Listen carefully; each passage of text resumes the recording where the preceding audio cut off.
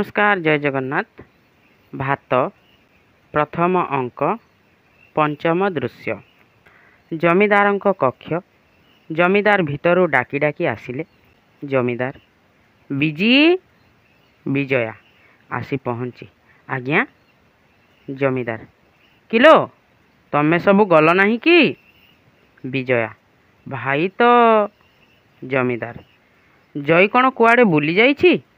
एते बेल जाए आसी नहीं?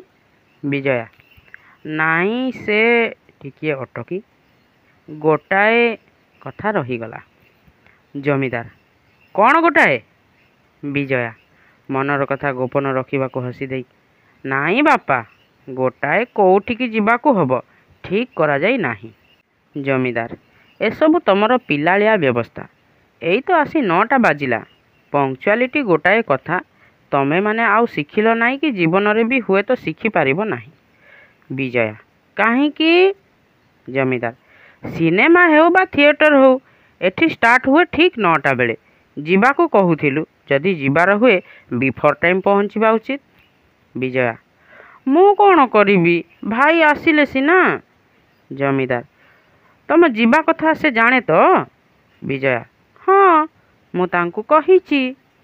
जमीदार तेबे आउ गला कुआड़े? एड़े पिलाटाए हेलाणी कौनसी विषय गोटाए समय ज्ञान हेला नाई। विजया ना बापा से बोध हुए हाँ हाँ अनंत बाबू को घरे थिबे सेठी जदि बसीगले। जमीदार अरे बाबू बस मना नहीं। अनंत खराप पिला नुहे मु जाने ता बोली। अच्छा तू प्रस्तुत हो जा ताकू मु अनंत घरु डकई पठाउछि। जाऊँ जाऊँ हाँ कोउठिकी जीव मने करिछ? बिजू भाईंकर इच्छा नुहे सिनेमा जीवा आउ थिएटर कथा। जमीदार बेस थिएटर को जा किछि समय मन बदलई आसिले हेला। बिजू किंतु बापा अजथा टंका खर्च करी थिएटर देखि लाभ कौन? जमीदार फेरी आसी बिजुर मुंड आउसी हसी बाह तोर फेर ए बुद्धि केबे हला माँ?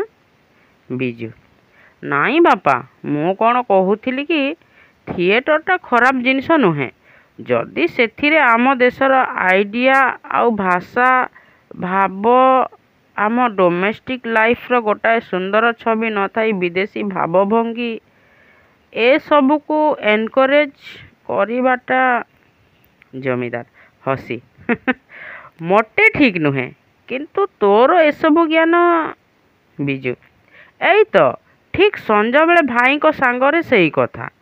जमीदार संज बेले जई कौन ताहेले घरु संज परे? बिजू चमकी उठी जीव कामुड़ी नाही बापा आजी नुहे काली संज बेले भाई को संगे। जमीदार ओ ताहेले मु अनंत घर को लोक पठाउछि से सेईठेई थिबो चली गले। बिजू ओहो धरा तो पड़ी जाइथिली।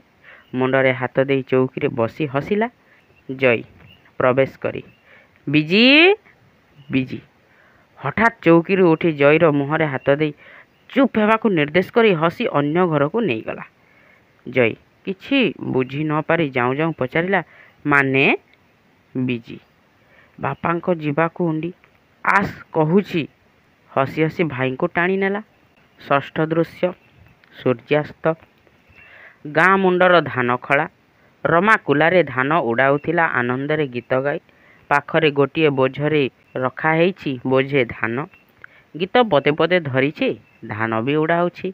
गीत माटी पेट फाटी माँ देखा देला मुंडे धान केरी केरी माँ को खोजुचु बाटोई काहींकी अनाथरे फेरी फेरी रे देई बुकु बिदारी माँ रखिछि त खंड खीरी रे अणहेला कले माँ को भांगिब बाट बधा घर खंडी आग पछ साहा केही न होइबे मरिबु सीना दरांडी रे देवे भगारी भंडी फाटिजिब तो पुरंता हांडी रे। गीत मझिरे आसीछि रमार बापा रघुदास गोटिए खाली बोझ नहीं। रघु दे झियो बोझटा धान परेइछु। रमा हाँ ସାନ ବାବୁଙ୍କ ଟଙ୍କାକୁ ଧାନ ଅଲଗା ଗଦେଇଚଟି? ରଘୁ, ହଁ ଲୋ ଝିଅ, ସେ ତ ଦିଅଙ୍କ ଅମୁଣ୍ଡିଆ। ପେଟ ମରିବ ପଛେ ସେ ଧନରେ ଫେର ହାତ ଦେବ କିଏ? ଏ ବୋଝଟା ନେଇ ଯାଉଛି, ଆଉ ତ ଥରୁଟେ ହବ। ତୁ ଉଡ଼େଇ କରି ବୋଝରେ ତୋଳିଦେ। ଖାଲି ବୋଝଟା ରଖିଦେଲା। ପୁରା ବୋଝଟାକୁ ବାପ ଝିଅ ଦୁହେଁ ଧରି ଉଠାଇଲେ। ରମା ବାପ ରଘୁ ମୁଣ୍ଡକୁ ନେଲା। ଝଟ ଝଟ ସାରି ପକା, ବେଳ ରତ ରତ ହେଇ ଆସିଲାଣି। କହି କହି ଯାଉଥାଏ, ରମା ପୁଣି ପଦେ ଗୀତ ଧରି କାମରେ ଲାଗିଲା। ଭୀମା ଧୀରେ ଧୀରେ ଆସି ଗଛ ମୂଳେ ଠିଆ ହୋଇ ଡାକିଛି, ରମା, ରମା। କିଏ? ଚମକି ପଛକୁ ଚାହିଁଲା। ଦାମ ହସି, ମୁଁ ଆସିଛି, ଯାହା କହିଥିଲି। ରମା, ଦାମା, ଫେର ତୋର ସେଇ? ଦାମା, ଆଚ୍ଛା, ତୁ ଟିକିଏ ଭାବ, ମୋତେ ତୁ ନା ପସନ୍ଦ କାହିଁକି କରୁଛୁ? ମୁଁ ତ ରୂପ, ଗୁଣ, ଧନ ସବୁଥିରେ କହି ପାଖକୁ ଆସିଛି। ରମା, ପୋଡ଼ା ମୁହାଁ, ପାଖକୁ ଆସୁଛୁ କି ଫେର? ଉଠି ଘୁଞ୍ଚିଗଲା। ଦାମା, ଆଲୋ, ମିଛରେ କାହିଁକି ତୁ ଭଲା? ପାଖକୁ ଆସି, ରମା, ତୁ ମୋତେ ପାଗଳ କରିଦେଲୁଣି ଲୋ, ମୋର ଆଉ ତୋ ଛଡ଼ା। ରମା ରାଗି ଝାଡ଼ୁ ଉଠାଇ, ଯିବୁ ନା ଫେର? ଦାମା ଫେରି ଯାଉ ଯାଉ, ବାକି ରମା, ଭଲେଇ ହଉଛୁ କାହା ପାଖେ? ଆଖିରେ ସେଦିନ ଯାହା ଦେଖିଛି ଜାଣୁ ତ?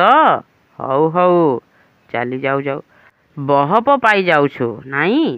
ମୁଁ ଖାତିରିକି ଆସିଲି ନାହିଁ। ଆଚ୍ଛା। ଚାଲିଗଲା ରାଗରେ।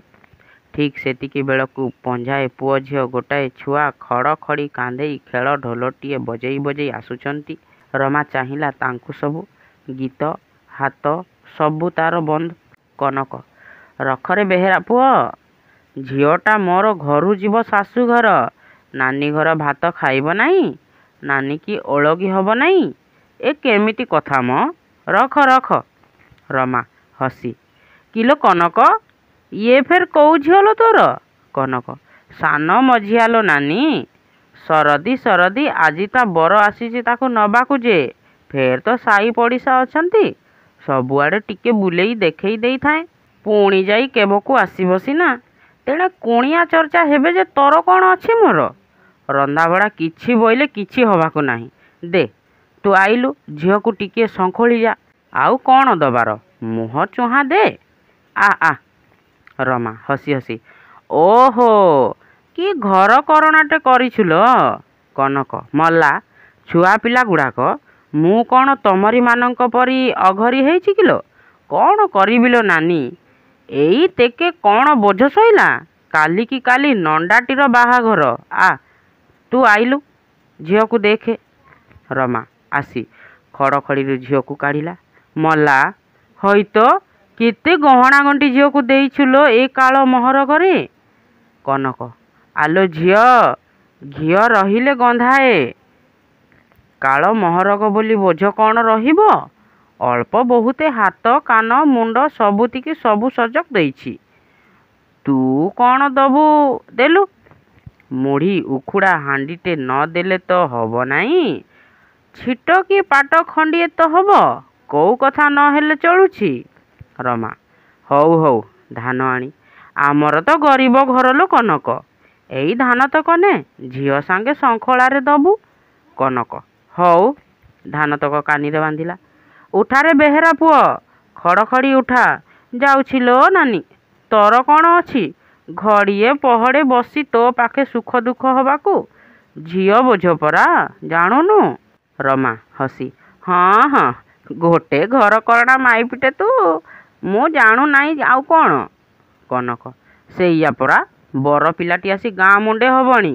ପିଲାମାନେ ଚାଲିଗଲେ। ରମା ଲାଗିଲା ତା କାମରେ। ସିମିତି ଗୀତ ଗାଇ ଗାଇ। ପିଲା ଗହଳି ଭିତରେ ଆସିଛି ସାଇକେଲରେ ଜଇ। ଚୁପ୍ କରି ସାଇକେଲ ଛାଡ଼ି ଗଛ ମୂଳେ ଛିଡ଼ା ହୋଇ ଏସବୁ ଦେଖୁଥିଲା ହସି ହସି।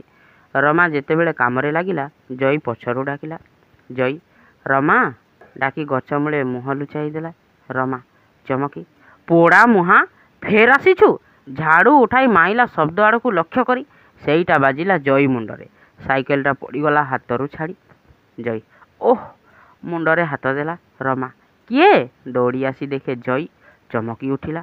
ଜଇ ମୁଣ୍ଡରୁ ରକ୍ତ ବହୁଛି।